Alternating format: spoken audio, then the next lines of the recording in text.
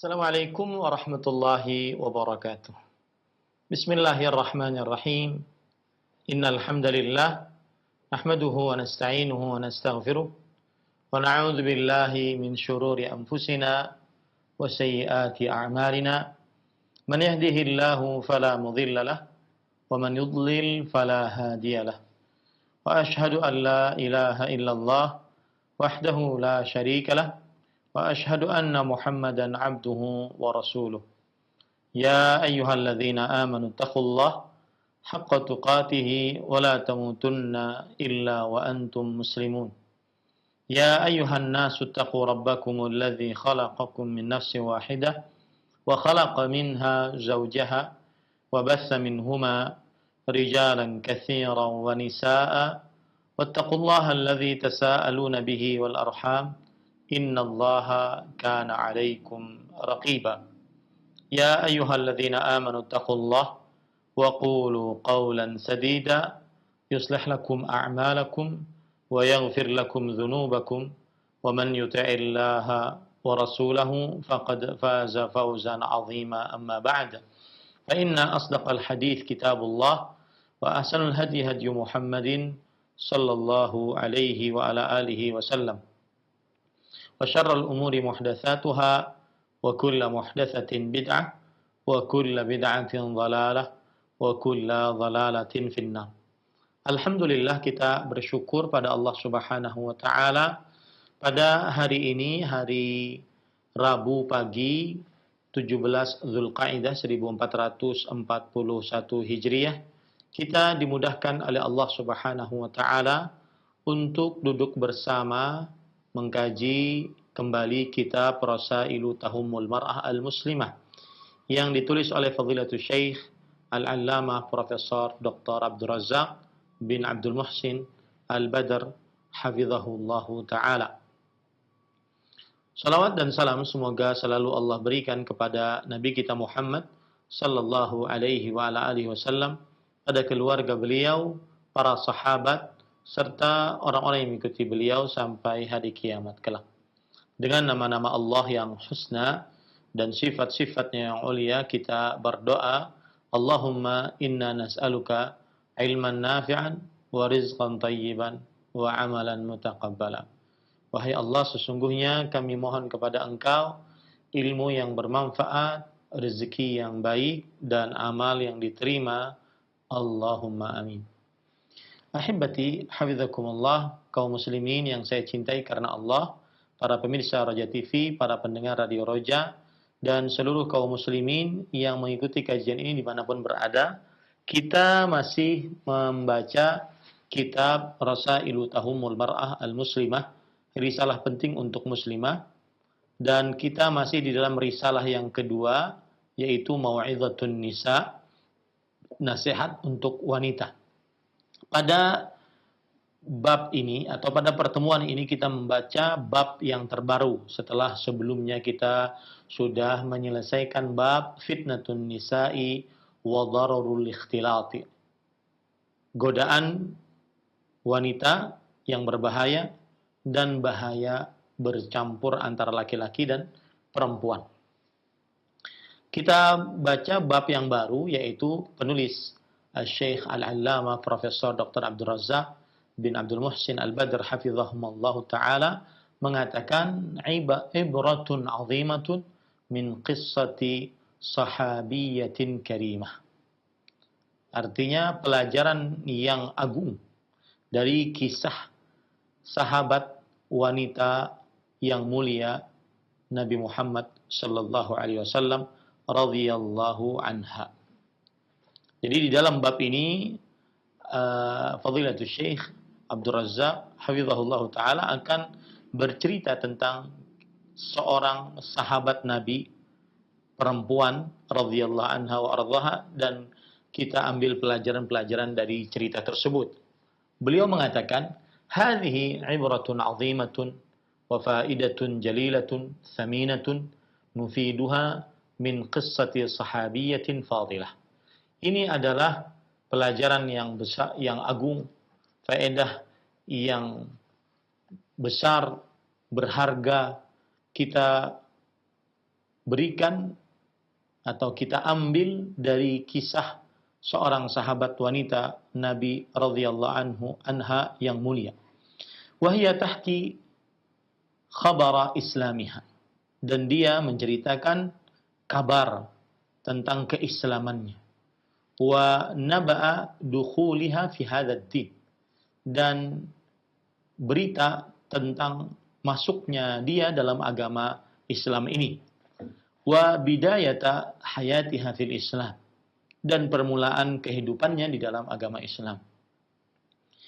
Tilkum hiya Qailah bintu Makhramah At-Tamimiyah. Namanya adalah Qailah. Bagus nama ini, Qailah. Kalau bahasa Indonesianya mungkin Qaila, ya, bagus namanya. Qaila binti Makhramah At-Tamimiyah. Jadi beliau berasal dari daerah Tamim. Dan namanya Qailah binti Makhramah. Bagus, sekali lagi nama anak perempuan namanya Qaila. Mungkin saya kalau punya anak perempuan lagi namanya Qaila. Bagus ini. Wa qissatuha tawilah, dan kisahnya sangat panjang.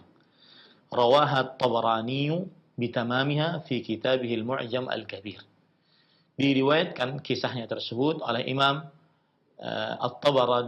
At-Tabarani secara lengkap di dalam kitabnya Al-Mu'jam al-Kabir. Al-Mu'jam al-Kabir pada nomor, disebut nomor oleh syekhnya di sini 2525. Wa ajtari'u min qissatiha radhiyallahu anha dzikraha li khabari wusuliha ila al-Madinah wa dukhuliha li Masjidin Nabi alaihi salatu wassalam. Dan saya memberanikan untuk menceritakan kisahnya radhiyallahu anha karena kabar tentang datangnya Qaila ke kota Madinah radhiyallahu anha dan memasuki Masjid Nabi Muhammad sallallahu alaihi wasallam. Wa kana dzalikumud dukhul kama rawat radhiyallahu anha waqta salatil fajr. Dan waktu itu Qaila masuk ke dalam Masjid Nabawi sebagaimana yang beliau riwayatkan pada salat subuh. Wan Nabi sallallahu alaihi wa alihi wasallam yusalli bil mu'minin. Dan pada waktu itu Nabi Muhammad SAW sedang mengimami para sahabat, orang-orang beriman. Wassufufu khalfahu qa'imina li'ada'i hadhihi as-salatil 'azimah. Dan saf di belakang Nabi Muhammad SAW tegak untuk menegakkan salat yang agung ini, yaitu salat subuh. Kemudian Qailah binti Makhramah At-Tamimiyah radhiyallahu anha bercerita, qadimna ala Rasulillah sallallahu alaihi wasallam wa huwa yusalli bin nasi salatal ghada. Kami mendatangi Nabi Muhammad sallallahu alaihi wasallam dan waktu itu beliau sedang mengimami manusia salat subuh. Waqad uqimat hina syaqqal fajr. Dan telah diiqamahkan salat ketika fajar benar-benar telah menyingsing. Wan nujumu syabikatun fis sama. Dan bintang-bintang terpancar di langit-langit. War rijalu la takadu ta'arafa min dhalmatil lail. Dan para lelaki hampir tidak saling mengenal karena gelapnya malam, karena dulu tidak ada listrik. Ya, kalau saya sering mengatakan ini, kalau sudah terbenam matahari pada waktu itu maka gelap. Ya. Nah, pada sholat subuh masih gelap. Orang-orang masih tidak kenal siapa sampingnya karena saking gelapnya subuh pada waktu itu. Fasaffatu ma'ar rijal. Qailah binti Makhramah radhiyallahu anha, aku pun masuk saf di safnya para lelaki. Imra'atan hadithata ahdin bijahiliyah. Aku seorang wanita yang baru keluar dari masa jahiliyah, baru masuk dalam agama Islam. Kata Syekh, itulah cerita beliau.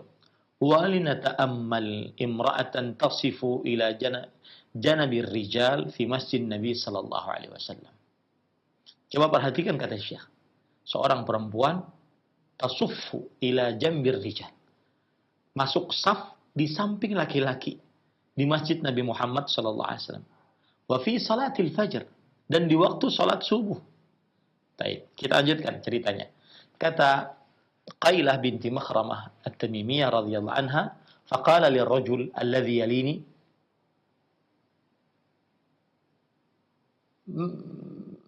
manis saf? Imra'atun anti am rajul? Artinya, kata Qailah binti Makhramah, siapa di samping ini? Kamu laki-laki atau perempuan? Kemudian Qailah radhiyallahu anha menjawab, la bal imra'ah. Tidak, aku bukan laki-laki, tapi aku perempuan. Maka kemudian laki-laki tersebut mengatakan, innaki qad kitti taftinini. Sungguh engkau telah membuat aku tergoda. Fasalla fin nisa. Lalu akhirnya fasalli fin nisa maksudnya. Lalu kata lelaki dari sahabat Rasulullah SAW tersebut, hendaknya engkau salat bersama para perempuan. Jadi Qailah binti Makhramah At-Tamimiyah, beliau masuk ke dalam saf laki-laki karena beliau baru masuk Islam, mu'allaf. Ya.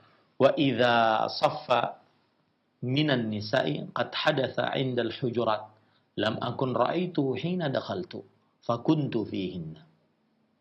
Ternyata safnya para perempuan itu ada di pintu-pintu kamar istri-istri Rasulullah SAW. Aku tidak melihatnya ketika aku masuk ke dalam masjid. Maka aku pun berada di dalam situ. Ai annaha dhahabat wa sallat ma'an nisa. Artinya setelah itu Qailah binti Makhramah At-Tamimiyah pergi menuju saf perempuan dan salat bersama para perempuan. Wa ta'tadir li nafsiha fi dhalik. Fi dzalikal mawqif al-khati' annaha kanat hadithata ahdin bi jahiliyah. Dan beliau memberikan di dalam kisah ini, Qailah memberikan uzur terhadap dirinya atas kejadian tersebut, yang keliru tersebut, bahwasanya beliau adalah orang yang baru masuk dalam agama Islam, baru meninggalkan kesyirikan, kejahilian. Ai anna lam takun ala ma'rifatin bil Islam wa tafasilihi wa ahkamihi wa hidayatihi. Kata Syekh Al-Allamah Profesor Dr. Abdul Razak bin Abdul Muhsin, bahwasanya yaitu maksudnya beliau tidak mengetahui tentang keislaman, kerinciannya, hukum-hukumnya, dan petunjuk-petunjuk Islam. Nah, itu cerita dari seorang Qailah binti Makhramah At-Tamimiyah. Sekali lagi, ibu-ibu yang baru mau melahirkan, mungkin kalau anak perempuannya saya pesan, namanya Qailah. Bagus itu, Qailah.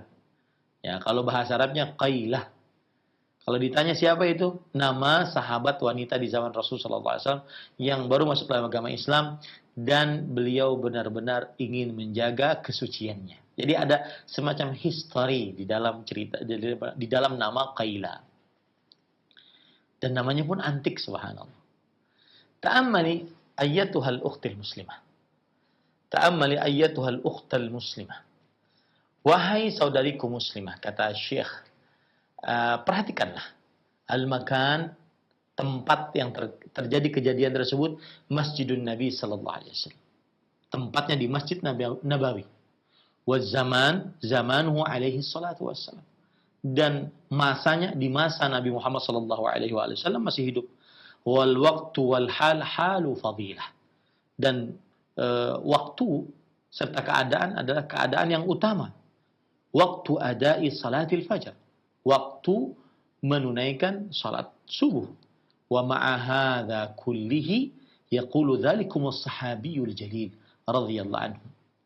Dan dengan demikian itu, meskipun demikian itu, sahabat laki-laki tersebut mengatakan, innaki qad kitti taftinini.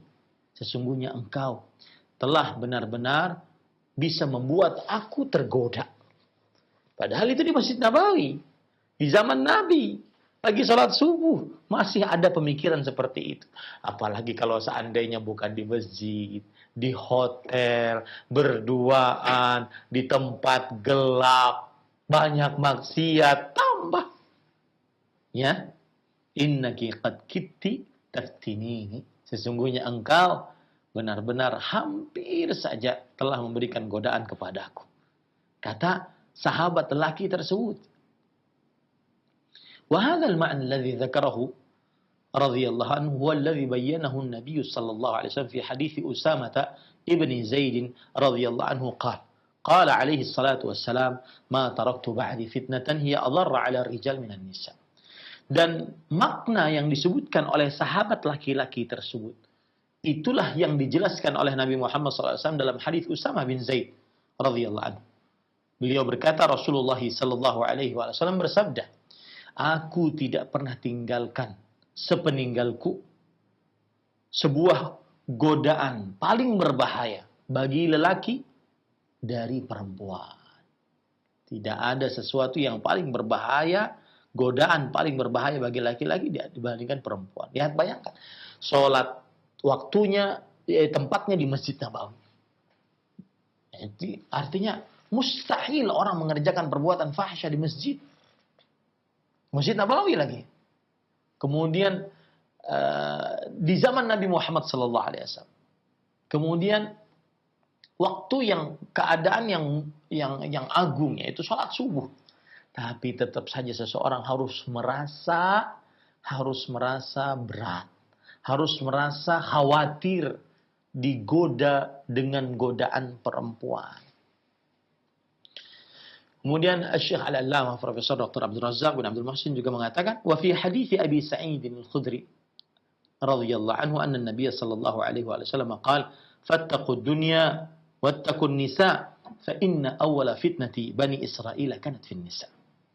Dan juga di dalam hadis Abu Sa'id Al-Khudri, Sa'ad bin Malik bin Sinan radhiyallahu anhu, bahwa Nabi Muhammad sallallahu alaihi wasallam bersabda, takutlah terhadap godaan dunia dan takutlah terhadap godaan wanita, karena sesungguhnya godaan pertama Bani Israel yang menghancurkan mereka adalah ada pada perempuan. Lihat hadis ini baik-baik, bahwasanya perempuan termasuk daripada dunia, sebagaimana hadis Rasul sallallahu alaihi wasallam, al-mar'atu ad-dunya mata' wa khairu mata'iha al-mar'atu salihah. Dunia itu adalah perhiasan, dan sebaik-baik perhiasan dunia adalah wanita yang salihah. Ini menunjukkan bahwa perempuan bagian dari dunia. Tapi kenapa disebutkan oleh Rasulullah SAW, takutlah godaan dunia dan takutlah godaan wanita, padahal wanita masuk daripada bagian dunia. Ini pengkhususan penyebutan godaan wanita setelah menyebutkan secara umum godaan dunia, menunjukkan godaan wanita memang godaan yang khusus, tidak boleh sembarangan menghadapinya. Makanya saya sering mengatakan, jangan pernah bermain api cinta haram dengan seorang perempuan, dengan membuka hubungan dengan perempuan yang haram baginya. Anda tidak akan pernah kuat. Saya tidak akan pernah kuat. Laki-laki manapun tidak akan pernah kuat. Karena Rasulullah SAW mengatakan, hiya adharra 'ala rijal. Godaan paling berbahaya bagi ar-rijal. Rijal artinya alif lam di sini, alif lam lil jins. Alif lam untuk jenis para lelaki. Semua lelaki. Mau dia hafal Quran, mau dia cuma hafalannya qul huwallahu ahad, qul a'udzu billahi falaq, qul a'udzu birabbin nas. Mau dia ustaz, mau dia murid, mau dia kiai, mau dia santri, mau dia habib keturunan Rasul ataupun manusia biasa yang bukan keturunan Rasul, mau dia orang kaya, orang miskin, tua, muda, semua jenis laki-laki, ya, tidak akan kuat menghadapi godaan perempuan. Yang kuat hanya Nabi Yusuf alaihissalam, sebagaimana diceritakan di dalam Al-Quran. Kemudian Syekh mengatakan, fakhafa radhiyallahu anhu ala nafsihi minal fitnah wa huwa fi masjidin Nabi sallallahu alaihi wasallam wa huwa khalfan Nabi alaihi salatu wassalam fi salatil fajr. Maka sahabat laki-laki ini khawatir terhadap dirinya dari godaan perempuan tersebut, padahal beliau sedang di Masjid Nabi. Ini dikasih tanda seru dua oleh Syekh. Sedang di Masjid Nabi. Makanya saya bacanya pun juga begitu. Dan sedang di belakang Nabi Muhammad SAW. Sedang melakukan salat subuh. فكيف الأمر عندما تخالط المرأة والرجال فكيف الأمر عندما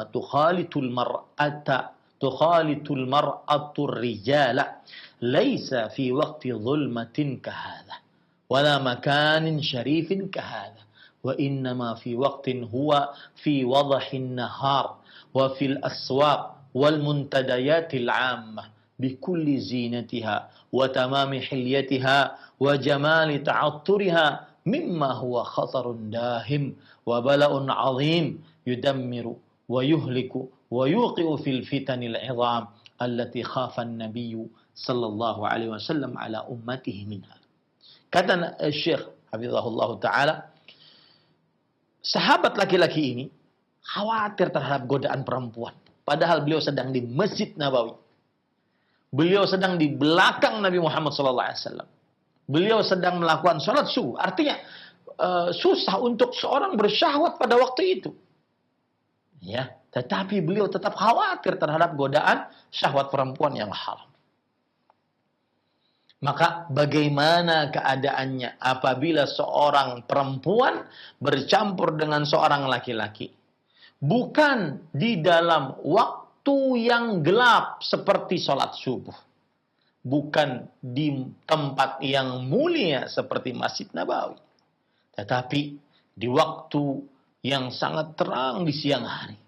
Di pasar-pasar yang banyak maksiat. Di tempat-tempat perkumpulan umum. Dengan kesempurnaan perhiasannya. Kesempurnaan kecantikannya. Dengan kesempurnaan kebagusan dan keharuman bau wanginya. Yang mana ia adalah bahaya yang sangat besar. Musibah yang sangat besar. Menghancurkan, memusnahkan. Dan menjerumuskan seseorang di dalam godaan yang besar yang dikhawatirkan oleh Nabi Muhammad SAW atas umatnya dari godaan tersebut. Lebih lagi, di siang hari terlihat perempuannya di pasar tempatnya para syaitan meletakkan bendera-benderanya. Ya, berarti lebih lagi syahwatnya, lebih lagi godaannya. Nah ini para ikhwah. Wa idza kana an-nabiy sallallahu alaihi wasallam fil masjid baitillah alladhi huwa mawdhi'u at-tuma'ninah wal iman wa husn al-iqbal ala ar-rahman jalla wa ala yuba'idu bainan nisa wa yuba'adu bainan nisa'i war rijal haytatan wa hadaran fi sahih Muslim min hadits Abi Hurairah radhiyallahu anhu qala Rasulullah sallallahu alaihi wasallam khairu sufufir rijali awwaluha wa syarruha akhiruha wa khairu sufufin nisa akhiruha wa syarruha awwaluha ay anna al-mar'ata hatta wa in kanat fil masjidi baitillah kullama kanat ba'idatan 'anil rijal kana khairan laha wa awla. Yang artinya, dan apabila Nabi Muhammad SAW di dalam masjid rumah Allah yang mana dia adalah tempat yang penuh dengan ketenangan, penuh dengan keimanan, penuh dengan ingin menghadap kepada Allah Ar-Rahman Jalla wa'ala. Nabi Muhammad SAW yuba'idu. Beliau memisahkan antara laki-laki dengan perempuan. Sebagai bentuk kehati-hatian. Sebagai bentuk peringatan keras. Sebagaimana dalam hadis riwayat Imam Muslim. Dari hadis sahabat Abu Hurairah radhiyallahu anhu, Rasulullah sallallahu alaihi wasallam bersabda, sebaik-baik saf bagi para laki adalah yang pertama, dan sebaik-baik saf bagi para perempuan adalah yang terakhir. Dan sebaik-baik saf bagi para perempuan, sebaik-baik saf bagi para lelaki adalah yang pertama, dan seburuk-buruk saf adalah yang paling terakhir. Sebaik-baik saf bagi para perempuan adalah yang paling terakhir. Dan seburuk-buruk saf adalah yang paling pertama. Maksudnya adalah seorang perempuan, meskipun dia di dalam masjid, dalam rumah Allah, maka setiap kali dia lebih jauh dari lelaki, maka itu lebih baik untuknya dan lebih utama. Subhanallah. Ya, ini ingat wahai para perempuan, kisah yang sangat luar biasa dari seorang Qaila, bahasa Arabnya Qailah binti Makhramah Al-Tamimiyah. Salatuha fi baitiha khairun min salatiha fil masjid. Kalau tadi saf, artinya dalam satu masjid, lebih jauh dari saf laki-laki, perempuan safnya lebih jauh dari saf laki-laki, itu lebih baik. Semakin jauh semakin baik. Semakin jauh semakin baik. Ini kalau seandainya tidak ada hijab ya. Tapi kalau seandainya dia di dalam sebuah ruangan, maka tetap berlaku hadis Rasul Shallallahu Alaihi Wasallam tentang Innallaha wa malaikatahu yusholluna ala sufufil awwal. Sesungguhnya para malaikat Allah dan para malaikatnya bersolawat atas orang-orang yang di saf pertama. Kalau perempuan di sebuah tempat tertutup, maka hadis ini tetap berlaku. Isilah saf-saf pertama sebelum saf terakhir. Tapi kalau seandainya tempatnya terbuka, tidak ada hijab, tidak ada penutup antara laki-laki dan perempuan, maka semakin jauh seorang perempuan di dalam sholatnya dari laki-laki semakin utama. Allahu a'lam. Kemudian kalau seandainya itu di dalam satu masjid, lebih utama yang paling jauh, maka lebih utama lagi kalau seandainya di rumahnya. Kata Syekh Hafizahullah Ta'ala, sholatnya perempuan fi baitiha khairun min sholatiha fil masjid. Salatnya perempuan di dalam rumahnya lebih baik daripada salatnya di dalam masjidnya. Ya, hatta itu Masjid Nabawi. Meskipun itu adalah Masjid Nabawi. Fi hadits Ummi Humaid As-Sa'idiyah radhiyallahu anha qalat, "Ataitu an-nabiy sallallahu alaihi wasallam wa qultu ya Rasulullah, inni uhibbu an usalliya ma'aka fi masjidika hadha." Qala alaihi salatu wassalam, "Qad alimti أنك تحبين الصلاة معي وصلاتك في بيتك خير لك من صلاتك في حجرتك وصلاتك في حجرتك خير لك من صلاتك في دارك وصلاتك في دارك خير لك من صلاتك في مسجد قومك وصلاتك في مسجد قومك خير لك من صلاتك في مسجدي." Di dalam hadis Ummu Humaid As-Sa'idiyah radhiyallahu anha, seorang sahabat wanita di zaman Rasul sallallahu alaihi wasallam, beliau bercerita, "Aku pernah mendatangi Nabi Muhammad SAW. Kemudian aku mengatakan, wahai Rasulullah, sesungguhnya aku menyukai untuk sholat bersama engkau di masjid engkau, itu Masjid Nabawi." Nabi Muhammad Sallallahu Alaihi Wasallam bersabda, "Sungguh, aku sangat mengetahui engkau, wahai Ummu Humaid As-Sa'idiyah, sangat suka sholat bersamaku." Artinya berimaman. Dan sholatmu di dalam baitmu. Di dalam baitmu. Bait itu adalah kamar khusus paling kecil yang dimiliki oleh seorang perempuan. Jarang orang laki-laki masuk ke dalamnya. Lebih baik daripada sholatmu di dalam hujrahmu. Hujrahmu adalah kamar yang besar. Dan sholatmu di dalam hujrahmu lebih baik daripada sholatmu di tengah rumahmu. Dan sholatmu di tengah rumahmu lebih baik daripada sholatmu di masjid kampungmu. Dan sholatmu di masjid kampungmu lebih baik daripada sholatmu di masjidku. Nah, ini menunjukkan bahwasanya seorang perempuan lebih baik sholatnya di dalam rumahnya daripada di masjidnya. Dan ini berlaku juga di Masjid Nabawi. Cuma kalau seandainya kita pergi ke Masjid Nabawi atau ke kota Madinah untuk berziarah ke kota Madinah, maka apakah kita yang jauh dari Indonesia ini sudah mengeluarkan biaya puluhan juta, kadang-kadang belasan juta, puluhan juta ya, maka apakah kita tetap sholat di hotel?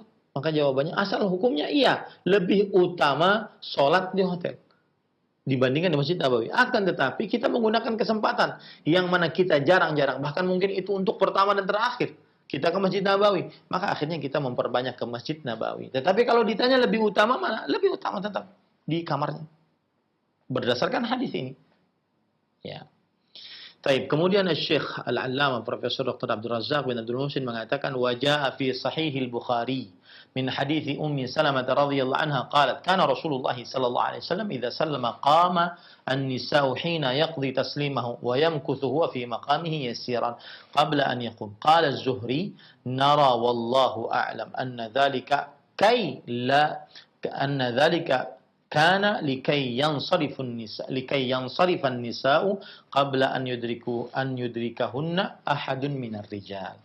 Di dalam Sahih Bukhari terdapat riwayat dari sahabat Nabi Ummu Salamah radhiyallahu anha, istri Nabi radhiyallahu anha wa ardhaha. Beliau bercerita, adalah Rasulullah SAW jika telah selesai salam, Assalamualaikum warahmatullahi, Assalamualaikum warahmatullahi, maksudnya di dalam sholat, di dalam Masjid Nabawi, maka para perempuan bangun ketika setelah Nabi Muhammad SAW menyelesaikan salamnya.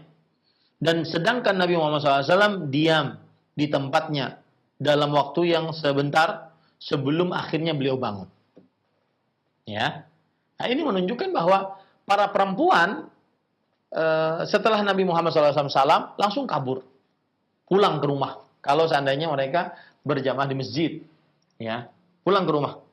Jangan nunggu para laki, nanti tercampur. Sebagaimana perkataan Imam Muhammad bin Muslim bin Ubaidillah bin Syihab Az-Zuhri, rahimahullahu taala. Beliau mengatakan, nara wallahu alam. Kami berpendapat, Allah yang lebih tahu, bahwasanya kenapa itu bisa terjadi setelah selesainya Nabi Muhammad SAW salam, para perempuan berdiri pulang, Nabi Muhammad SAW diam sebentar sebelum akhirnya bangun. Itu semua terjadi agar para perempuan pergi terlebih dahulu sebelum didapati oleh salah seorang dari para lelaki. Nah, ini menunjukkan bahwa perempuan mereka berzikirnya bisa di rumah, bisa sambil jalan. Dan itu tidak mengapa. Nah, kita lanjutkan. Ahibati, hafizakumullah ta'ala. Wa ja'a fi kitabillahi jalla sya'nuh ma yadullu ala anna al-bu'da anil ikhtilati kana mawjudan fil umam as-sabiqah. Dan telah datang di dalam Al-Quran yang menunjukkan bahwasanya menjauhi percampuran antara laki-laki dan perempuan ini sudah ada di umat-umat terdahulu sebelum umat Nabi Muhammad sallallahu alaihi wasallam syariatnya. Sebagaimana firman Allah dalam surat Al-Qasas ayat 23-24, "Walamma warada ma'a Madyana wajada 'alaihi ummatan minan nas yasqun wa wajada min dunihim imra'ataini tadudan. Qala ma khatbukuma? Qalata la nasqi hatta yusdira ar-ri'a'u wa abuna shaykhun kabir fasaqa lahumā." Yang artinya, ini ayat dibawakan oleh penulis bahwasanya tidak bercampur antara laki-laki dan perempuan sudah ada di zaman umat-umat sebelum umat Nabi Muhammad Sallallahu Alaihi Wasallam. Jadi ini tidak aneh, ya, ini tidak aneh. Sebagaimana dalam surat Al-Qasas ayat 23-24 yang artinya, dan tatkala ia sampai di sumber air negeri Madian, yaitu Nabi Musa alaihissalam. Maka Nabi Musa menjumpai di sana sekumpulan orang-orang yang sedang meminumkan ternaknya. Dan ia menjumpai di belakang orang banyak itu 2 orang wanita yang sedang menghambat ternaknya. Nabi Musa alaihissalam berkata, jadi ini ada mata air, kemudian ada orang-orang bawa hewan ternaknya untuk minum di situ. Nah, di belakang orang-orang ini ada 2 perempuan yang menunggu para lelaki ini selesai, baru nanti para 2 perempuan ini meminumkan ternaknya. Nabi Musa alaihissalam berkata, apa maksud kalian dengan berbuat begitu? Kenapa kalian berdua di sini ingin meminumkan ternaknya? Mana keluarga laki-laki kalian? Kemudian wanita itu menjawab, kami tidak dapat meminumkan ternak kami sebelum penggembala-penggembala itu memulangkan ternaknya. Artinya tidak tercampur. Laki-laki dulu, baru nanti perempuan. Ya. Sedang bapak kami adalah orang tua yang telah lanjut umurnya. Kenapa bapak kami yang laki-laki yang tidak meminumkan ternaknya? Karena bapak kami sudah tua, dan mereka dan bapak tersebut tidak memiliki anak laki-laki. Faya ayyatuhal mar'atul muslimah ittaqillaha jalla wa ala fa innaki satalqainahu azza wa jalla wa mimma tus'alina anhu yawmal qiyamah amalaki bihadhihi at-tawjihat wa hadhihi al-irshadat al-mubarakat fi kitab rabbil bariyat wa fi ahadith ar-rasul alaihi salatu wassalam fa inna fi taqwallahi azza wa jalla wa luzumi syar'ihi wa tamassuki bi ahdabid din wa adaihi wa adabi izzul muslim wa falahahu wa sa'adatahu fi dunyahu wa ukhrahu. Wahai wanita muslimah, takutlah kepada Allah Jalla wa Ala. Karena sesungguhnya engkau akan bertemu dengan Allah Subhanahu wa taala. Dan dari yang dimintai pertanggungjawaban oleh Allah Subhanahu wa taala atasnya pada hari kiamat kepadamu adalah amal perbuatanmu dengan bimbingan-bimbingan ini, dengan penyuluhan-penyuluhan ini yang penuh dengan berkah ini, yang disebutkan di dalam kitab Allah Subhanahu wa taala yang menguasai alam semesta, dan disebutkan di dalam hadis-hadis Rasul sallallahu alaihi wasallam. Karena sesungguhnya di dalam ketakwaan kepada Allah Subhanahu wa taala dan selalu berpegang teguh dengan syariat Allah Subhanahu wa taala dan berpegang teguh dengan agama dan adab-adabnya, terdapat izzal Islam wa falahahu wa sa'adatahu fi dunyahu wa akhirahu. Terdapat kemuliaan seorang muslim, keberuntungannya, kebahagiaannya di dunianya dan di akhiratnya. Jadi saya sering mengatakan bahwasanya termasuk metodologi yang ada di dalam Al-Quran, dalam hadis Rasulullah SAW, agar perempuan benar-benar menjaga kesuciannya, menjaga kemaluannya, menjaga auratnya, ya, tidak bercampur dengan laki-laki yang bukan mahramnya, tidak berdua-duaan dengan laki-laki yang bukan mahramnya, tidak bersafar dengan laki-laki yang bukan mahramnya, tidak keluar dengan pakaian yang terbuka auratnya, tidak keluar dengan pakaian yang berbau minyak wangi. Salah satu obatnya, dakwahnya adalah dengan mengingatkan bahwasanya perempuan tersebut akan bertemu dengan Allah dan dimintai pertanggungjawaban oleh Allah Subhanahu wa taala. Kemudian Syekh Al-Allamah Profesor Dr. Abdul Razak bin Abdul Muhsin Al-Badr hafizahullah taala mengatakan, wa min ad-da'awatil 'azimah fi hadzal babi ما رواه أبو داود وغيره من حديث ابن عمر رضي الله عنهما قال ما كان رسول الله صلى الله عليه وسلم يدع هؤلاء الدعوات كل يوم إذا أصبح وأمسى اللهم إني أسألك العافية في الدنيا والآخرة اللهم إني أسألك العفو والعافية في ديني ودنياي وأهلي ومالي اللهم استر عوراتي وآمن روعاتي اللهم احفظني من بين يدي ومن خلفي وعن يميني وعن شمالي ومن فوقي وأعوذ بعظمتك أن أغتال من تحتي. Dan termasuk doa yang agung di dalam perkara ini, yaitu menjaga kesucian, kemuliaan, kehormatan, kemaluan, yaitu hadis yang diriwayatkan oleh Imam Abu Daud dan selainnya dari sahabat Nabi Abdullah bin Umar radhiyallahu anhu. Beliau bercerita, Rasul Shallallahu alaihi wasallam tidak pernah meninggalkan doa-doa berikut di setiap hari pada waktu pagi dan petang. Doanya adalah Allahumma inni as'alukal afiyah, ya Allah aku mohon kepadamu afiyah. Afiyah adalah sifat suci yang menjaga diri seseorang dari melakukan perbuatan syahwat yang haram. Itu namanya afiyah. Di dunia dan di akhirat. Ya Allah, sesungguhnya aku mohon kepada Engkau maaf dan afiyah di dalam perkara agamaku dan perkara duniaku, di dalam perkara keluargaku, istri-istriku dan hartaku. Ya Allah, tutupilah auratku. Aurat artinya adalah kullu ma yustahya minhu izharu. Segala sesuatu yang dimalui untuk dinampakkan, itu namanya aurat. Ya Allah, tutuplah auratku dan amankanlah tempat tinggalku. Ya Allah, jagalah aku dari depanmu, dari depanku, dari belakangku, dari kananku, dari kiriku, dari atasku, dan aku berlindung dengan keagunganmu untuk dihancurkan dari bawah kakiku. Syekh Al-Allamah mengatakan, wad-du'a'u بأمن الروعات وستر العورات كما أنه جاء وظيفة في جملة أذكار الصباح والمساء فإنه ثبت به الحديث عن النبي صلى الله عليه وسلم دعاء مطلقا.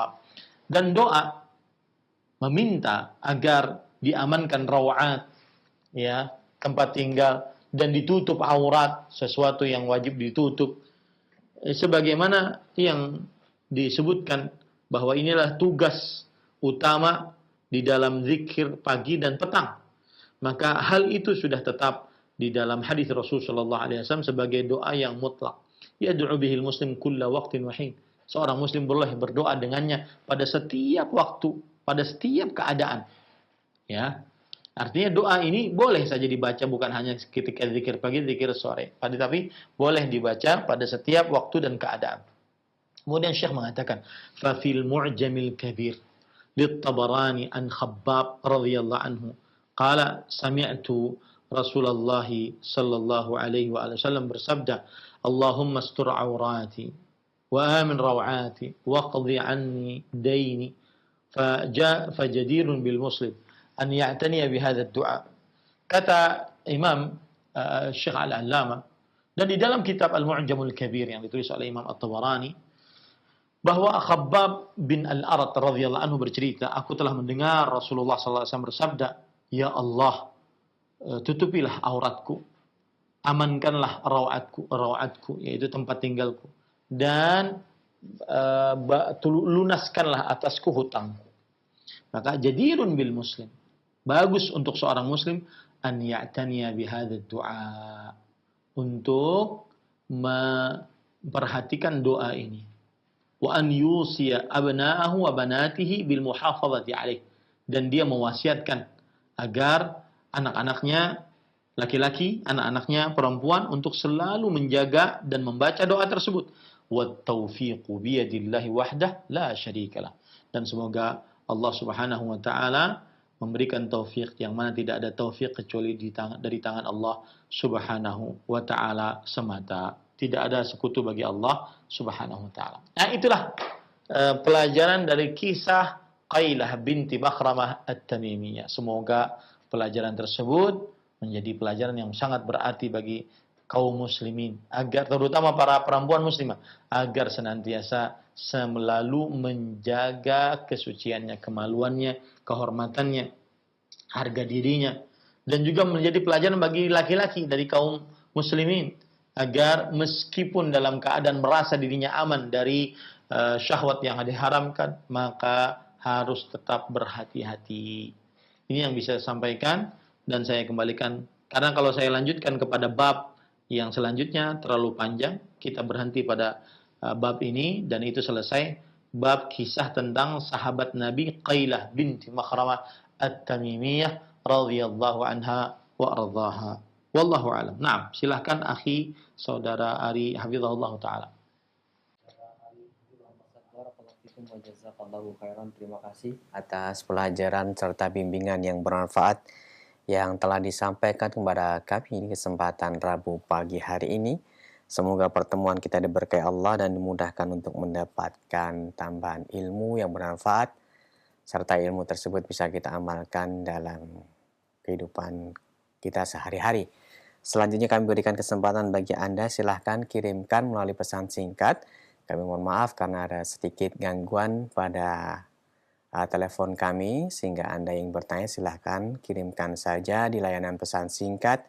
Pertanyaan kami akan bacakan dari pesan singkat yang telah masuk.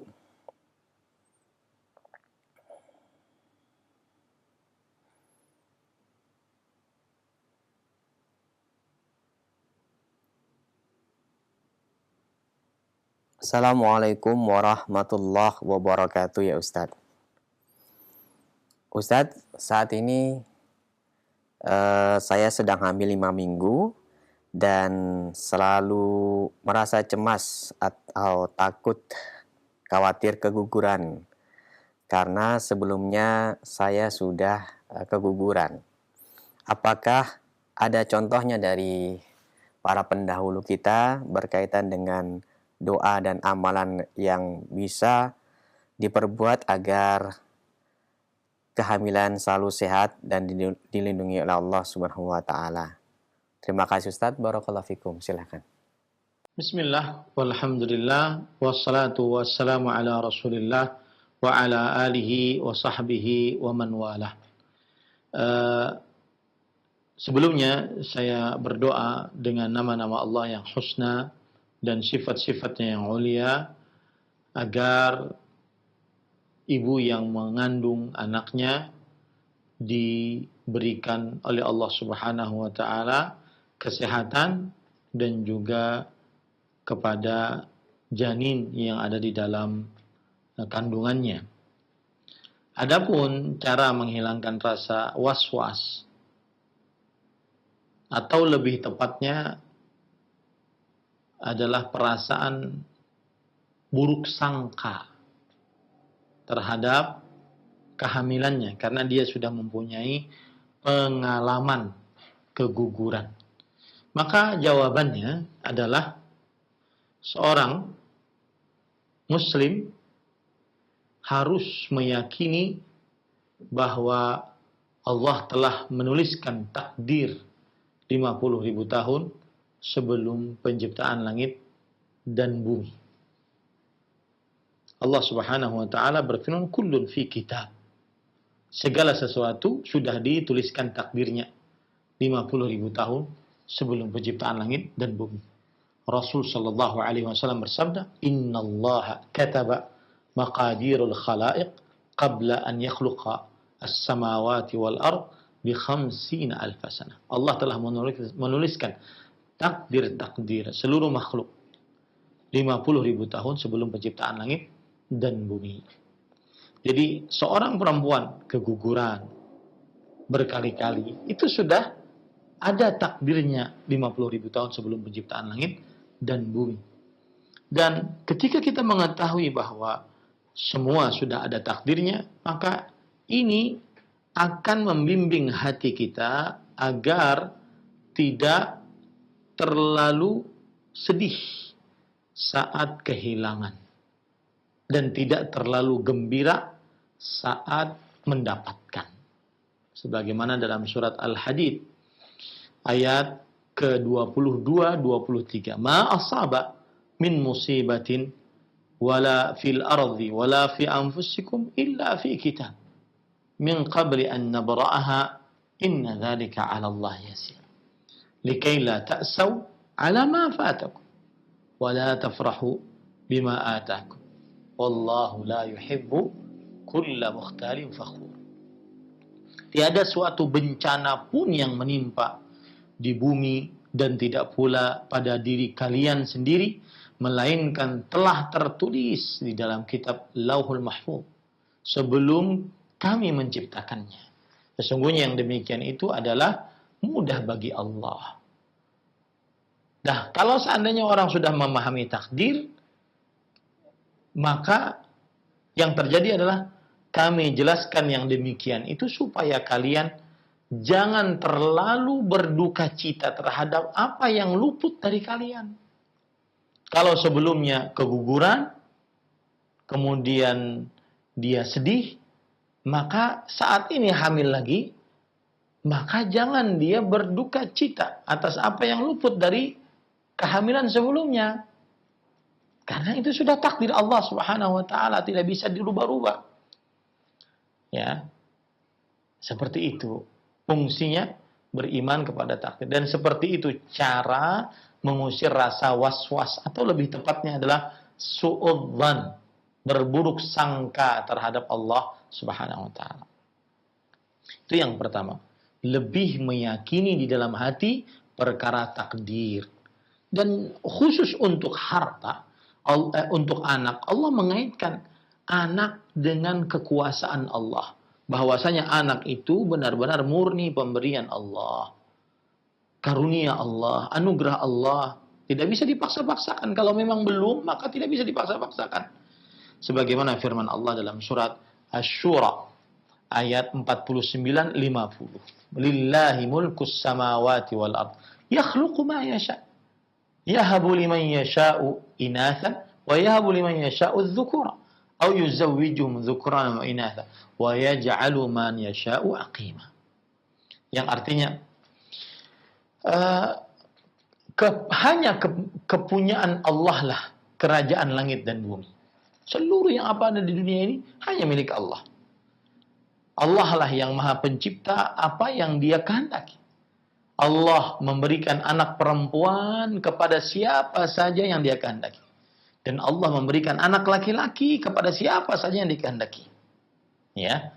Atau Allah menganugerahkan dua jenis anak laki-laki dan perempuan kepada siapa yang dikehendaki. dan Allah menjadikan mandul siapa yang dikehendakinya. Kemudian di akhir ayat Allah mengatakan, innahu alimun qadir. Allah maha mengetahui dan maha kuasa. Nah ini ahibati ahibakumullah. Jadi agar hilang rasa was-was, rasa buruk sangka, maka dalami, resapkan takdir bahwa semuanya sudah ditakdirkan oleh Allah Subhanahu wa taala. Dan apabila sudah meresapkan takdir, maka pada saat itu kita tidak terlalu sedih kalau seandainya luput kembali dan tidak terlalu gembira kalau seandainya mendapatkan. Ya, karena semuanya adalah anugerah Allah Subhanahu wa taala.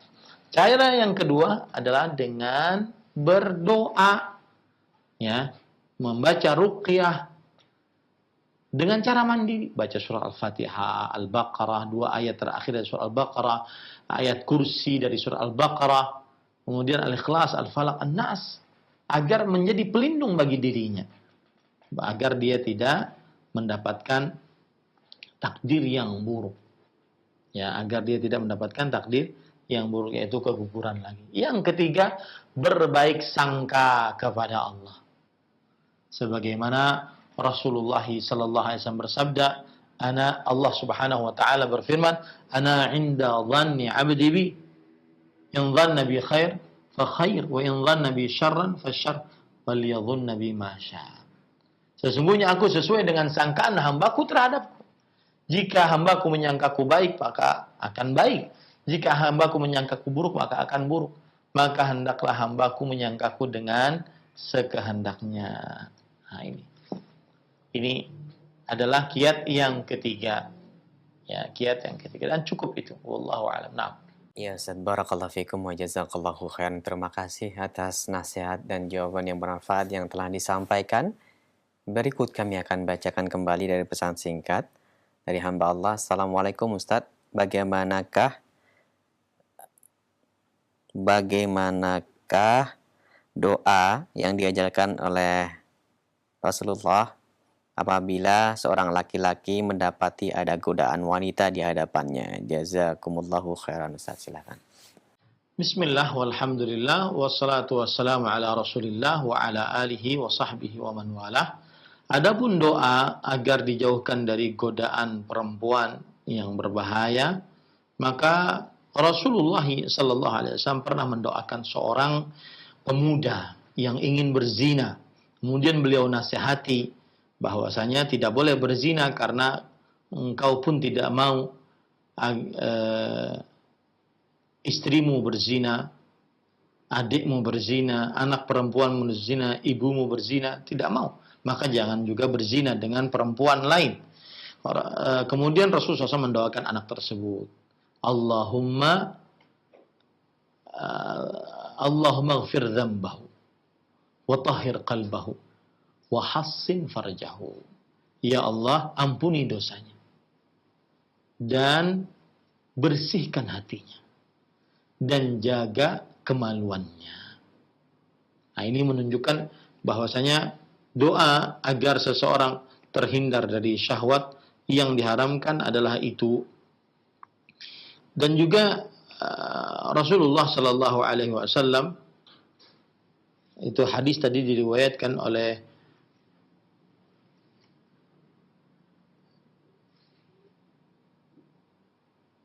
Imam Ahmad dan juga Imam At-Tabarani dalam kitabnya Al-Mu'jamul Kabir, Imam Baihaqi dalam kitabnya Syu'abul Iman. Dan hadisnya, kata Imam Al-Iraqi rahimahullah, adalah sanad yang baik.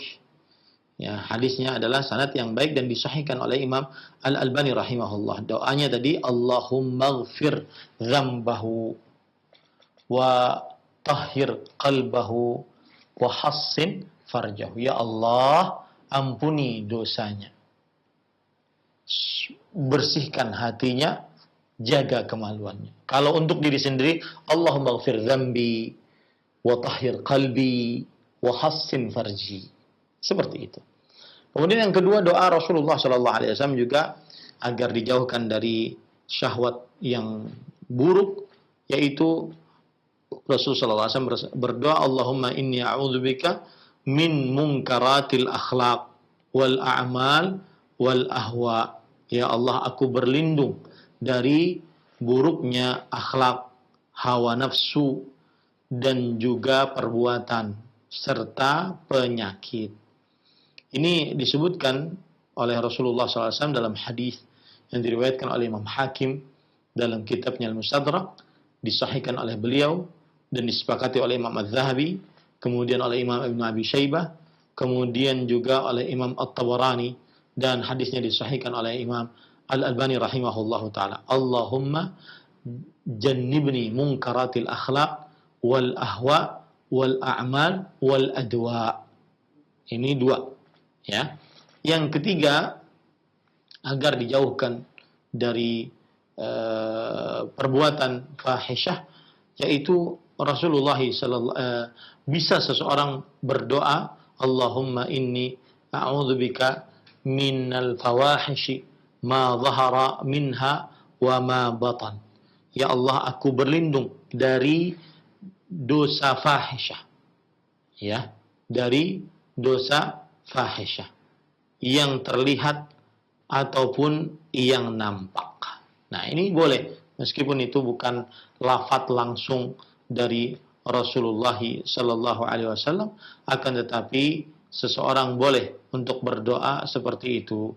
Allahumma inni a'udzubika minal fawahish ma zahara minha wa ma batan. Ya Allah, aku berlindung denganmu dari perbuatan fahisyah yang nampak ataupun yang tersembunyi.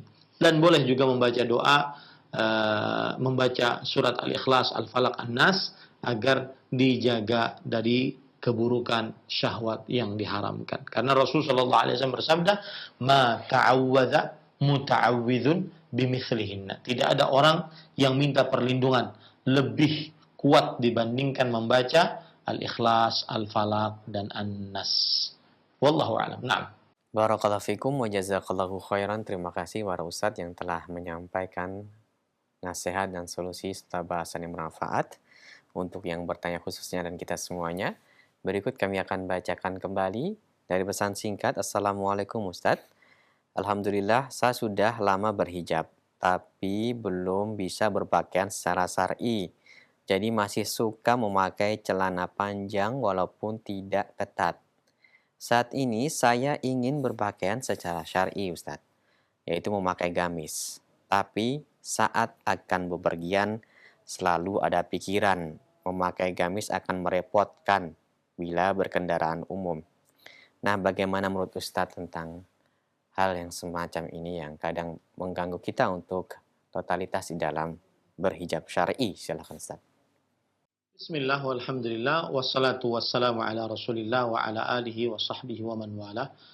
Adapun menjawab kegalauan seorang perempuan yang ingin memakai gamis panjang, yaitu daster panjang dari atas ke bawah yang menutup seluruh tubuhnya sehingga benar-benar tubuhnya tertutup dan juga tidak terlihat bentuk tubuhnya. Maka jawabannya adalah seorang wanita muslimah harus meyakini bahwa apa yang ditunjuki di dalam syariat Islam, baik berdasarkan Al-Quran atau hadis-hadis Rasul sallallahu alaihi wasallam yang sahih, maka pasti mendatangkan kebahagiaan bagi seorang yang melaksanakannya di dunia dan di akhirat. Dan ini kan sudah kita sebutkan ketika kita membaca kitab ini, bahwa salah satu pokok dasar keyakinan seorang muslim dan muslimah adalah meyakini bahwa apa yang ditunjuki di dalam Al-Quran dan hadis-hadis Rasul sallallahu alaihi wasallam pasti mendatangkan kebahagiaan di dunia dan di akhirat. Siapa yang berhijab dengan hijab yang sempurna, maka pasti dia akan benar-benar bahagia, beruntung dunia dan di akhir.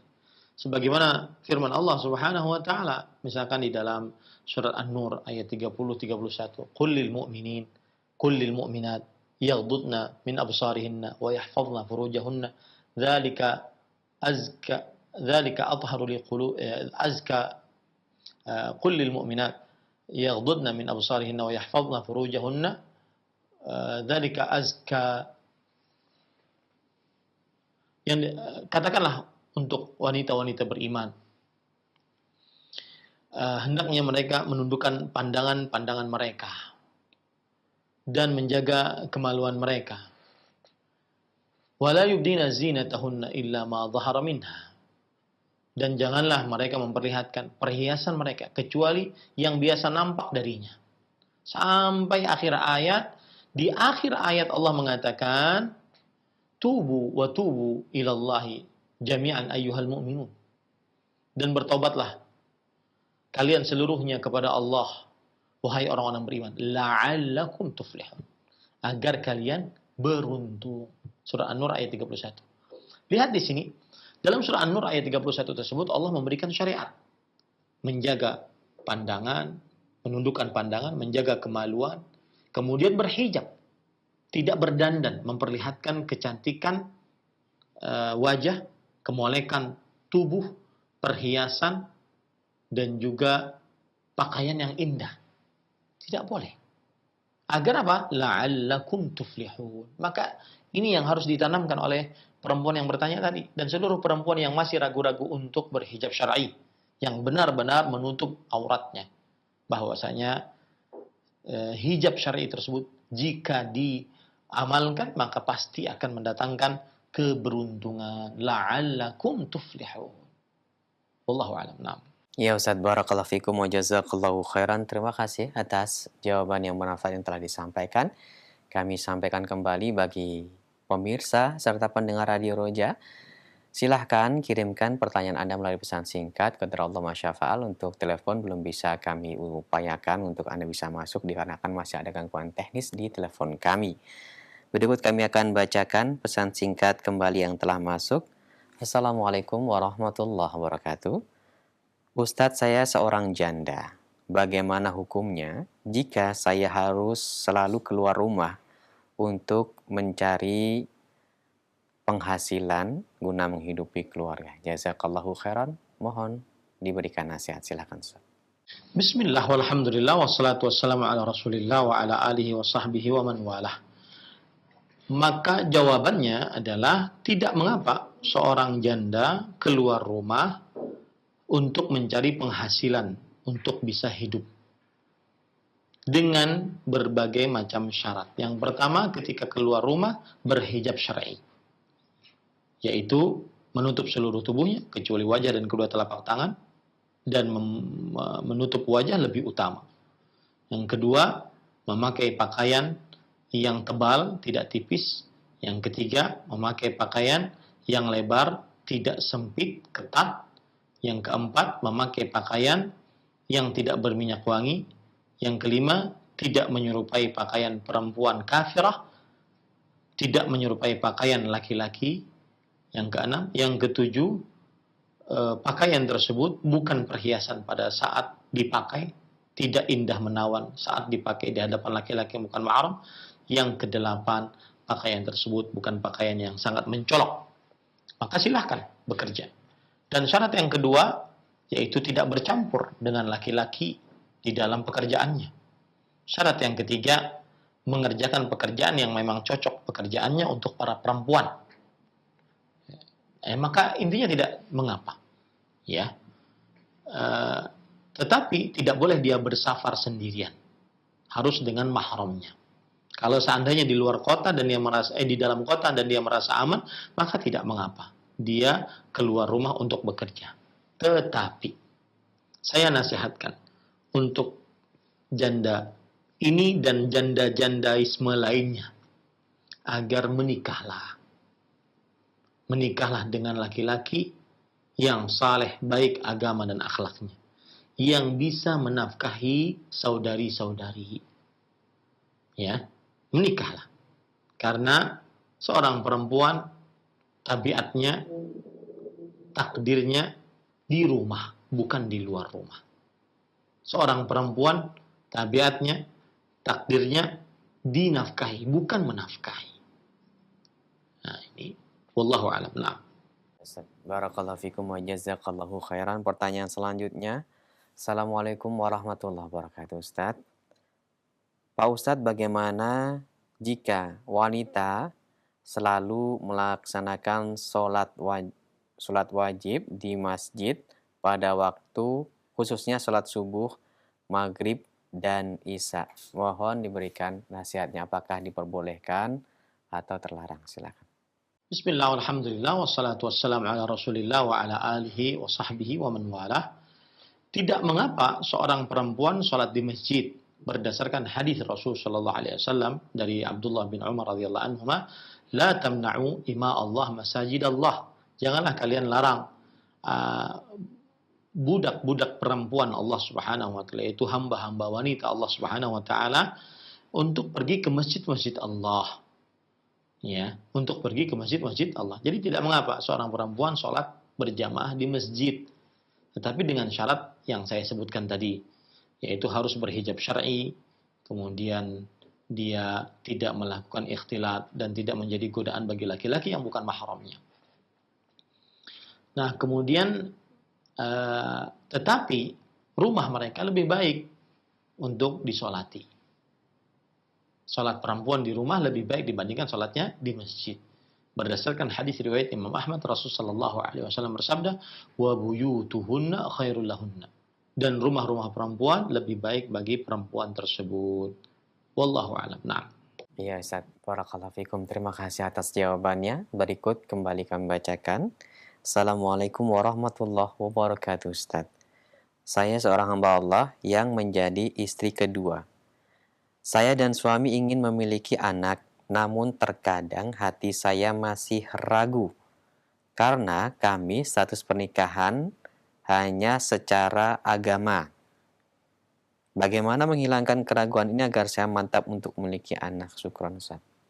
Bismillah, walhamdulillah, wassalatu wassalamu ala rasulillah wa ala alihi wa sahbihi wa man walah. Maka jawabannya, jika pernikahan yang pertama, jika pernikahan tersebut sah, dalam artian dia menikah dengan terkumpul rukun dan syarat-syaratnya. Ketika menikah, perempuan ada walinya. Ketika menikah, ada mahar. Ketika menikah, ada ijab qabul. Ketika menikah, ada saksi, 2 saksi. Maka berarti pernikahannya sah. Berarti Anda adalah istri yang sah dari laki-laki tersebut. Nah, apabila seorang perempuan menjadi istri yang sah bagi laki-laki, maka berarti dia berhak untuk mendapatkan hak-haknya. Seperti misalkan perempuan ataupun perempuan tersebut yang menjadi istri kedua berhak untuk mendapatkan giliran yang normal, yang memang sewajarnya, yang seadilnya, berhak. Ya. Di istri pertama dia 2 hari, istri kedua 2 hari. Kemudian 2 hari istri pertama lagi, istri kedua 2 hari. Kalau 3 berarti istri ketiga 2 hari. Terus harus adil. Dan ini saya ingatkan kepada para lelaki yang berpoligami. Ketika Anda menikahi perempuan, dijadikan sebagai istri kedua atau ketiga atau keempat, maka Anda memberitahukannya kepada istri-istri Anda. Kenapa? Karena Anda tidak akan bisa berbuat adil tanpa memberitahukannya. Tidak mungkin Anda mengumpat-umpat bersembunyi dari istri-istri Anda. Misalkan seorang laki-laki mempunyai istri 2. Maka ketika Anda menikah untuk yang kedua, Anda memberitahukannya kepada istri yang pertama. Agar pembagiannya adil. Karena adil adalah sebuah kewajiban dalam status pernikahan poligami.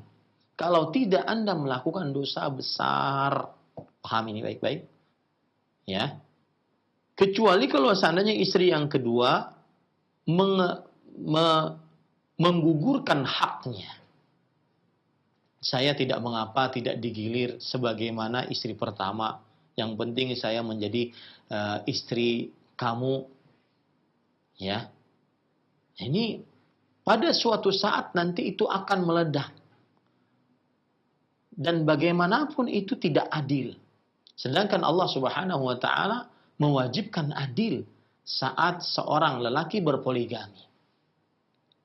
Rasul sallallahu alaihi wasallam pernah berdoa, Allahumma la talumni fima amlik. Ya Allah, janganlah hadza qasmi fima amlik, fala talumni fima la amlik.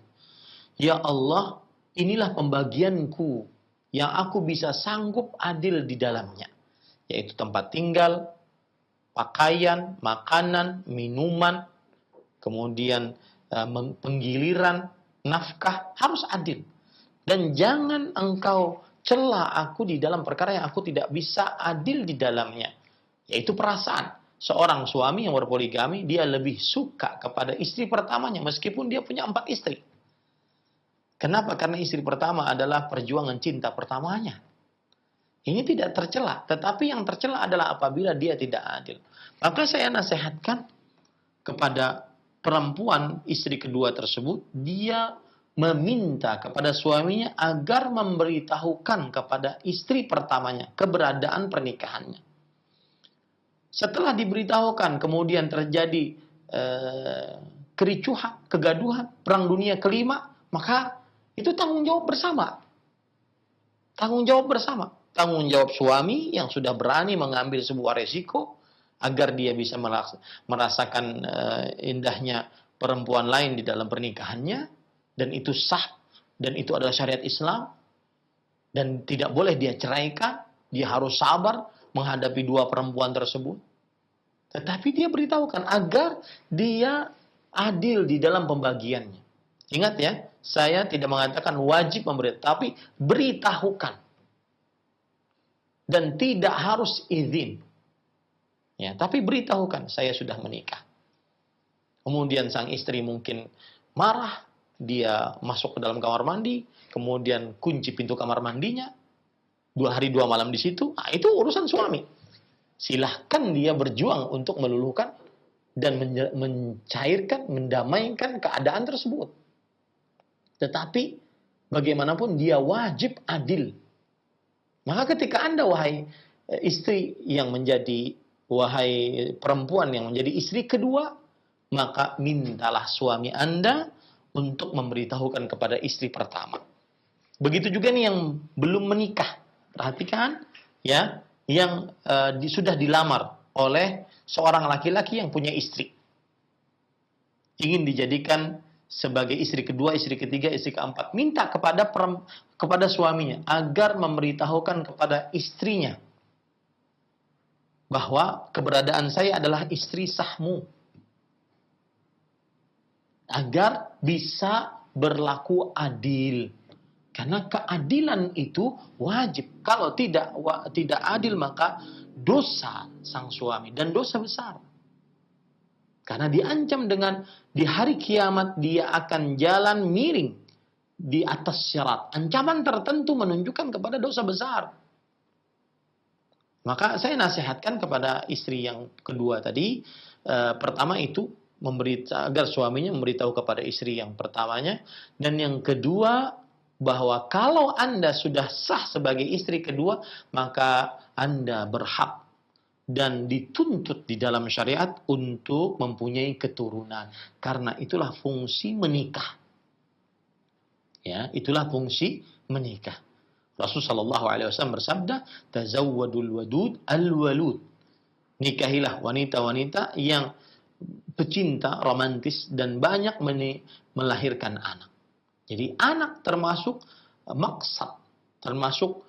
maksud dari pernikahan di dalam syariat Islam. Nah, saran saya yang ketiga, yaitu karena pernikahannya masih secara agama tidak pada catatan sipil, maka pada saat itu angkatlah permasalahan tersebut agar Anda mendapatkan catatan sipil, kartu pernikahan. Kenapa? Karena anak Anda nanti mempunyai urusan dengan urusan pernikahan tersebut. Dia perlu akte kelahiran, dia perlu kartu keluarga, dia perlu macam-macam agar dia bisa melanjutkan kehidupannya. Ini tidak wajib, akan tetapi dia akan memerlukan akan hal itu. Nah, ini nasihat saya. Wallahu a'lam. Nah. Barakallahu fikum wa jazakallahu khairan. Terima kasih Ustadz atas jawaban yang bermanfaat yang telah disampaikan. Pertanyaan berikutnya kami akan sampaikan dari hamba Allah yang bertanya, Assalamualaikum Ustadz, Ana ingin bertanya bagaimana hukumnya mantan istri masih berkomunikasi dengan mantan suami soal urusan anak. Padahal anak-anak sudah besar dan sudah mampu untuk berkomunikasi dengan bapaknya. Bagaimanakah menyikapi hal ini? Silakan Ustaz. Baik. Bismillah, walhamdulillah, wassalatu wassalamu ala rasulillah wa ala alihi wa sahbihi wa man wala. Asal hukumnya seorang suami seorang laki-laki maksud saya berhubungan dengan mantan istrinya diperbolehkan untuk keperluan yang mendesak karena ada hajat keperluan seperti pengurusan anak. Ya, akan tetapi lebih baik ketika seorang lelaki tersebut sudah menikah dengan seorang perempuan, kemudian dia mempunyai mantan istri, maka lebih baik sekali mantan istrinya berhubungan dengan istri yang baru dari si suami ini, sehingga tidak berhubungan dengan seorang lelaki yang bukan mahramnya. Ya, asal hukumnya boleh, tetapi dikhawatirkan dia menjadi lubang fitnah sehingga istri merasa terzalimi dengan hubungan tersebut. Istri merasa berburuk sangka dengan hubungan tersebut. Nah, untuk menghilangkan itu, mantan istri berhubungan dengan istri baru. Ya, untuk keperluan anak. Karena toh keperluan anak tidak mesti harus melalui sang suami. Apalagi disebutkan di situ adalah anak-anaknya sudah dewasa, maka akan lebih baik lagi kalau seandainya anak-anaknya langsung menghubungi bapaknya. Kecuali kalau seandainya si suami yang sudah bercerai dengan istrinya ini dan sudah menikah lagi dengan istri yang lain, dengan perempuan lain, suami ini ingin kembali lagi, maka itu sah-sah saja. Kalau seandainya dia ingin kembali lagi dengan mantan istrinya, artinya dia berpoligami, itu sah-sah saja. Tetapi tidak boleh berhubungan lebih mendalam tanpa mahram sebelum menikah. Tidak boleh berhubungan lebih mendalam tanpa mahram sebelum menikah. Wallahu a'lam. Iya, Ustaz, barakallahu fikum. Terima kasih Ustaz atas nasihat yang bermanfaat yang telah disampaikan. Kami akan bacakan kembali dari pesan singkat yang telah masuk.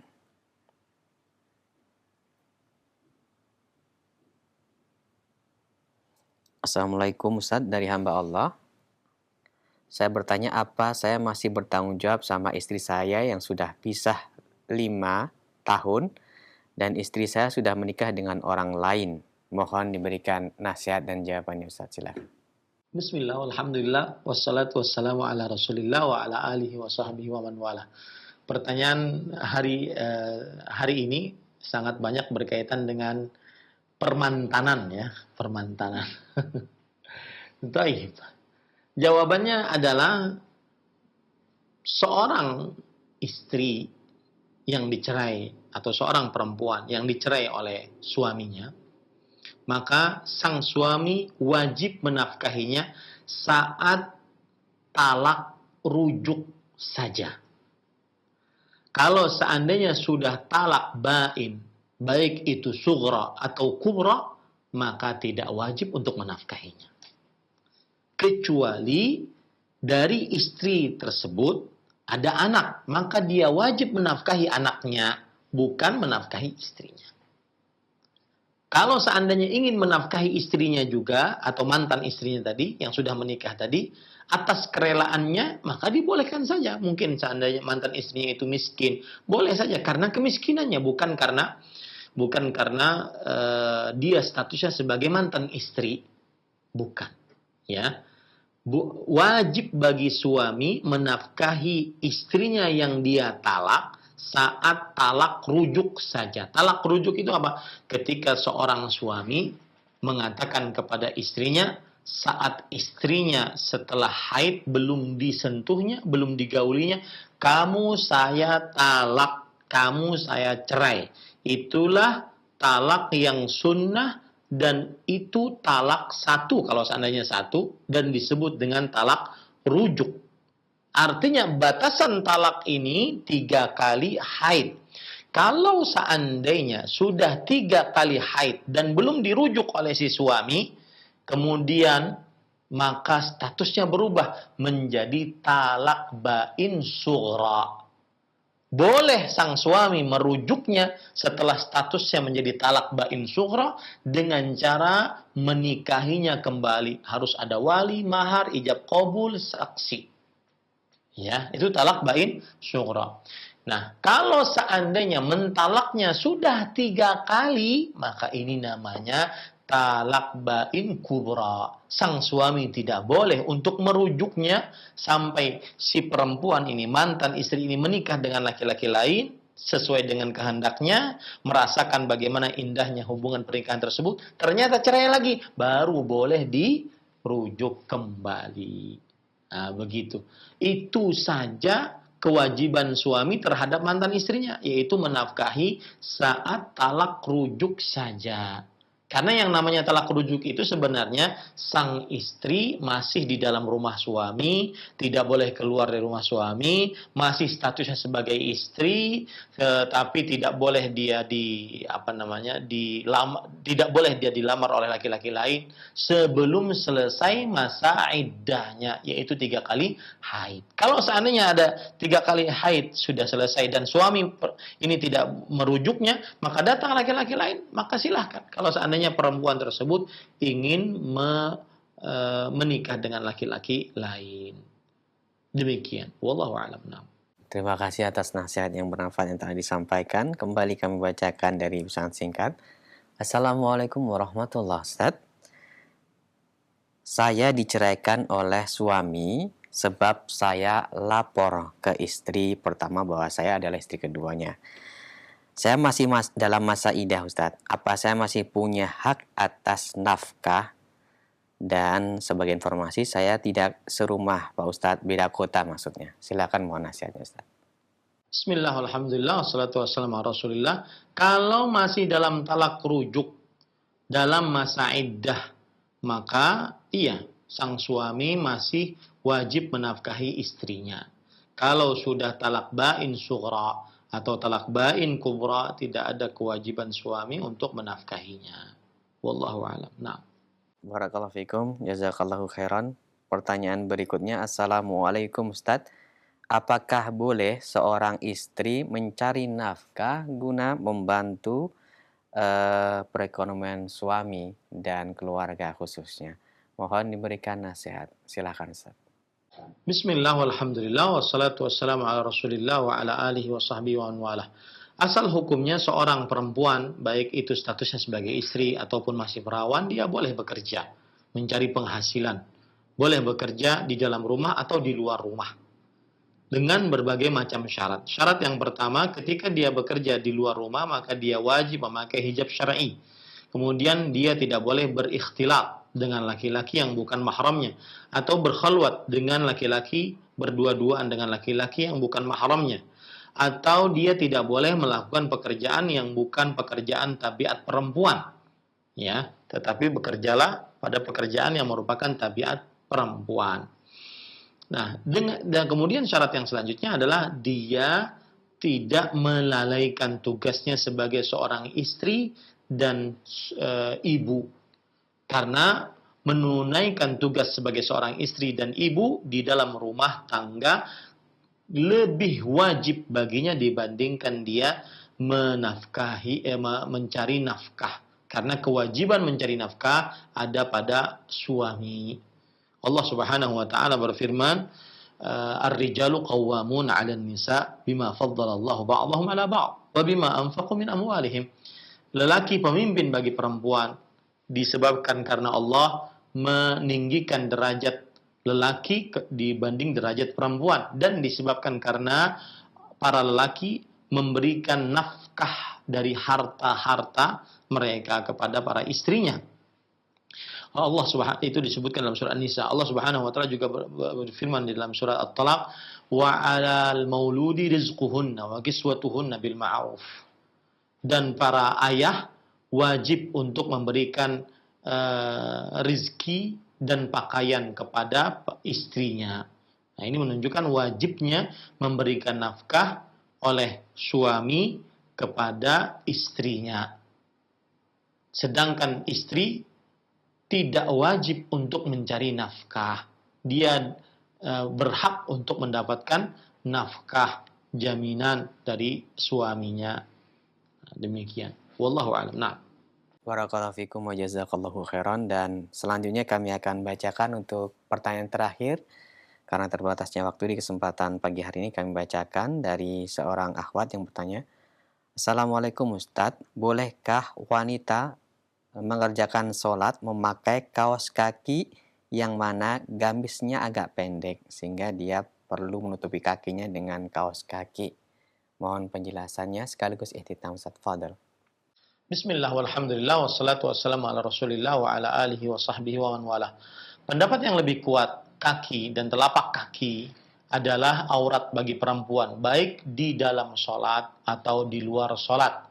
Hal ini berdasarkan keumuman ayat dalam surah An-Nur ayat 31. Allah Subhanahu wa taala berfirman, "Wal yadribna wa la yadribna bi arjulihinna liyu'lama ma yukhfina min zinatihinna." Janganlah para perempuan memukulkan kaki-kaki mereka agar diketahui perhiasan mereka, yaitu bunyi dari gelang kaki mereka. Dari keumuman ayat ini ada isyarat bahwa kaki adalah sebuah aurat bagi perempuan. Begitu juga hadis Rasul sallallahu alaihi wasallam, riwayat dari Ummu Salamah radhiyallahu anha, ketika Rasul sallallahu alaihi wasallam bersabda, "Innallaha la yanzuru ila man jarra thawbahu khuyala." Allah tidak melihat kepada orang yang memanjangkan bajunya lebih dari 2 mata kaki dalam keadaan sombong. Kemudian Ummu Salamah, istri Nabi, Ummul Mukminin radhiyallahu anha wa ardhaha, beliau berkata, "Ya Rasulullah, fa kaifa tasna'un nisa bi dhuyulihinna?" Wahai Rasulullah, lalu bagaimana para perempuan dengan ujung-ujung pakaian mereka? Kemudian Rasul sallallahu alaihi wasallam bersabda, "Yurkhina shibran." Kalau begitu boleh memanjangkan bagi perempuan sejengkal kaki, sejengkal tangan maksud saya, sejengkal tangan dari mata kaki. Kemudian Ummu Salamah radhiyallahu anha berkata, "Idzan tankashifu aqdamuhunna." Kalau begitu akan terlihat telapak-telapak kaki mereka. Maka kata Rasul SAW, "Yurkhina dzira'an wa la yazidna 'alaih." Kalau begitu boleh menambahkan pakaian perempuan dari mata kaki sebanyak zira', 1 hasta, dan tidak boleh lebih daripada itu. Ini menunjukkan bahwasanya kaki, telapak kaki bagi perempuan di dalam sholat, di luar sholat adalah aurat.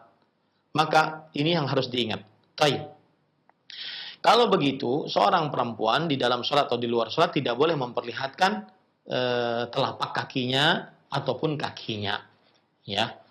Nah, kalau seandainya ditanya bagaimana seorang perempuan memakai kaos kaki, kemudian gamisnya pendek, agak pendek, tidak panjang menutupi kaki, apakah diperbolehkan? Maka jawabannya ini hukumnya adalah dijauhi. Kenapa? Karena berarti kalau seandainya dia memakai kaos kaki, kemudian gamisnya pendek, akan terlihat bentuk kaki dan betisnya mungkin. Bentuk kaki dan betisnya. Maka ini tidak diperbolehkan dalam agama Islam. Allah Subhanahu wa taala berfirman, "Wala yubdina zinatahunna." Seorang perempuan tidak diperbolehkan untuk memperlihatkan perhiasannya. Salah satu bentuk perhiasannya adalah bentuk tubuhnya, dan salah satu bentuk tubuhnya adalah telapak kakinya ataupun betisnya. Nah, timbul pertanyaan sekarang, sholatnya sah atau tidak? Maka jawabannya, sholatnya sah, tetapi dia kurang di dalam menutup aurat. Ya, kurang dalam menutup aurat, karena berarti kalau gamisnya pendek, maka kemudian kaos kakinya membentuk telapak kakinya dan juga betisnya, maka dikhawatirkan akan menampakkan bentuk telapak kakinya. Tetapi auratnya tertutup. Maka saya katakan hukumnya sah, sholatnya sah, tetapi makruh dia atau berkurang pahalanya karena berpakaian yang membentuk tubuhnya. Wallahu a'lam. Ini yang bisa kita sampaikan. Apa yang baiknya dari Allah Subhanahu wa taala, apa yang buruk itu dari saya pribadi. Kita cukupkan dengan kafaratul majlis. Sallallahu Nabi Muhammad walhamdulillahirabbil alamin. Subhanakallahumma hamdik asyhadu an la ilaha illa anta astaghfiruka wa atubu ilaik. Wassalamualaikum warahmatullahi wabarakatuh.